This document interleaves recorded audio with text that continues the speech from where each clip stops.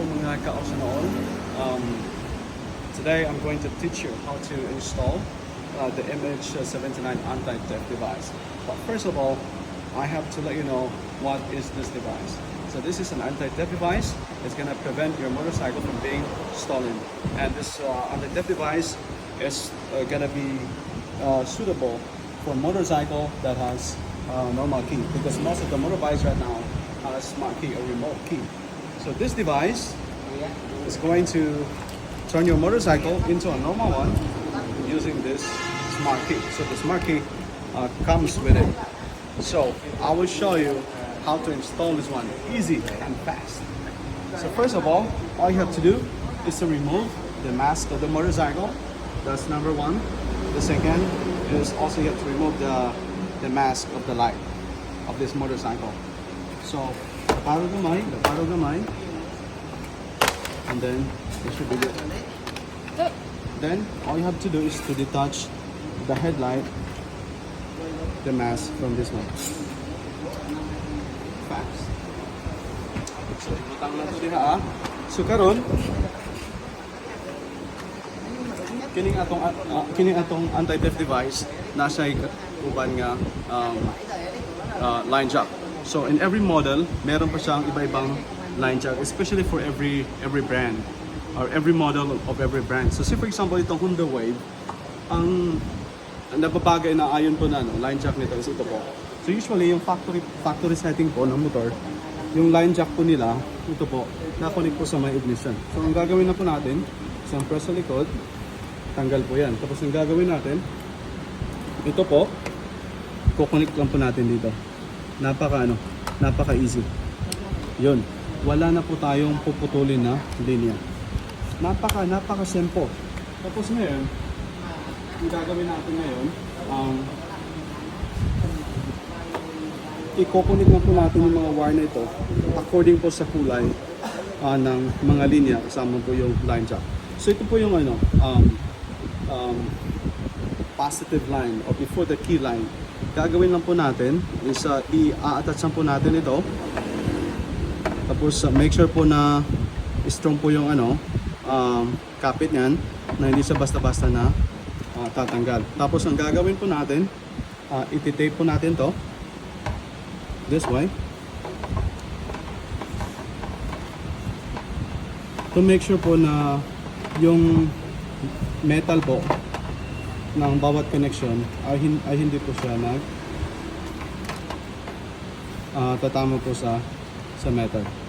So never po ako naging technician my life, pero dahil pinag-aralan po natin to isang araw today, so kasi nga hindi mahirap yung pag-attach ng mga wire na to, kaya po madali lang po para sa akin kahit hindi po tayo technician. So hindi kailangan maging technician sa pag-attach po ng mga wire na to. So ito po yung wire na to, ito po yung nagko-connect papunta po sa ating GPS device. Yun, kita nyo po?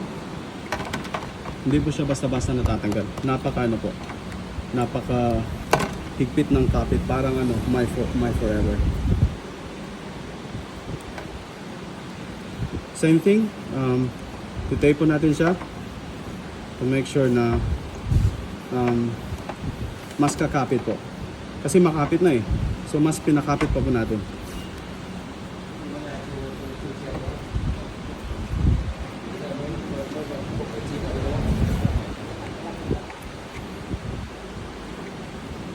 So isang ikot papuntang kanan, tapos isang ikot papuntang kaliwa. Tapos ito po yung nagsusupply po ng power papunta po sa ating ECU line. Okay? So ang gagawin po natin, itong rubber na ito, i-push po natin dito para pag-attach po natin dito, talagang makapit po. Ito po yung kuko natin, ilagay po natin dito para pag-push po natin, tingnan nyo. Di ba? Talagang swak na swak. Tapos i-attach po natin.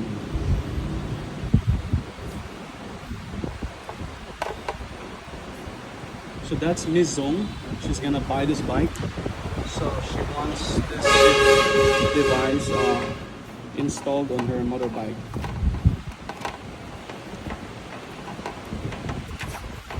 Car, not motorbike. Oh, your car. Yeah. No, not car, airplane. Yun. Fast and easy. Yeah. So ito po yung negative na ano, wire or line.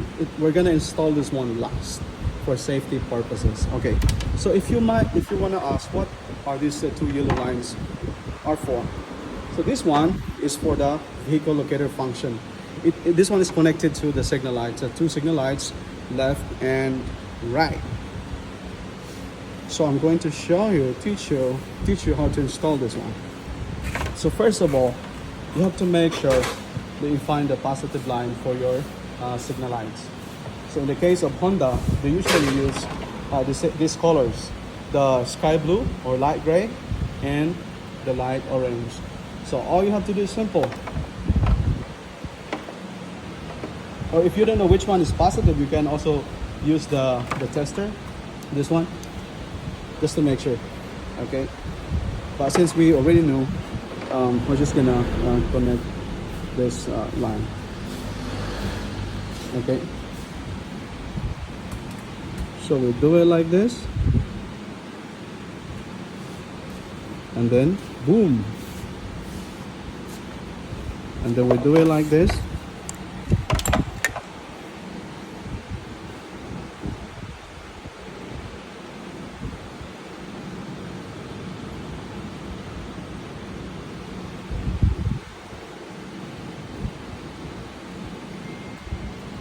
Ito pa yung ano, medyo challenging na part konti kasi ano, minsan po yung mga wiring po natin kumakapit siya. So yun po, napakasimple. Tapos so ang gagawin po natin ngayon, ito po yung headlight. Ito po nakakonect yung mga linya na to. So konting twist lang po, tapos ipasok po natin. Make sure na walang kakalas na wire. Ganyan. Yep. See? Dang. Cái này hở ra một tí nhỉ? Có được thêm không? Quấn băng dính phần này là luôn. So, Mình quấn băng dính cái phần này là bởi vì cái này dù sao nó cũng là dương, nó cũng không được chạm ra ngoài. so i-try po natin. Do we need to tap it also? Yes. Yes. Yeah, we can take this after testing it. But we're gonna test it first if it's gonna work. Bạn ấy sẽ test tính năng trước nên nó hoạt động không bạn. Okay. So we're just gonna put it like that, like this, and then we're gonna test it. So like what I said, this anti-theft device comes with a remote key. It's going to make your normal key a smart one. So see this one, Jade, up here. So we just attached the wiring. So I've said that this one is a vehicle locator. So say for example, you went to the mall and there's a lot of motorcycles parked. Can you show them? And it's kind of like difficult to find a motorcycle. So this is how you do it. It's turned off. One click. Oh, sorry, I forgot. What the heck? I forgot to. I forgot. Sorry. Oh my gosh. It's okay. Can you hold this one for me? Can you got it? Yeah. So, ito pong green wire or negative line, ito po yung last natin i-install. Okay. So, papakita ko po sa inyo kung paano ito mag-function. So, sabi ko po kanina, yeah, let it go, Jade. So, naka-off po siya, marami pong mga motor sa mall, naka-park po yung motorcycle na. Tapos, it's very hard for you to, you're having hard time finding your motorcycle. And this is the white ticket. This is the secret. Just one click. It's gonna emit a sound, beep sound. At the same time, it's going to turn the light of your signal light of your motorcycle. That's my car right there. So, here's the second thing. So this is why it's called anti-theft device. So say for example, someone tries to steal your device. So every time, say for example, you forgot to get your key. when you park it.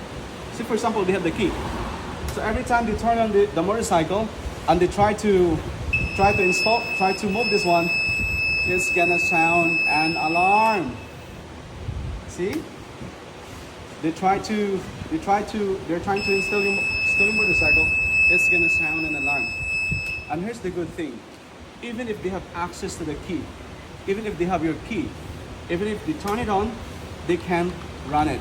Because the only way to run your motorcycle is to turn this one on. Click this one right here.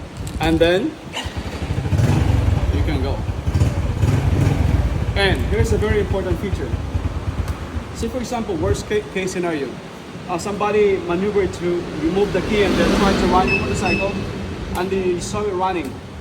Within like 50 to 70 meter range, you can turn off the engine of your motorcycle while it is running.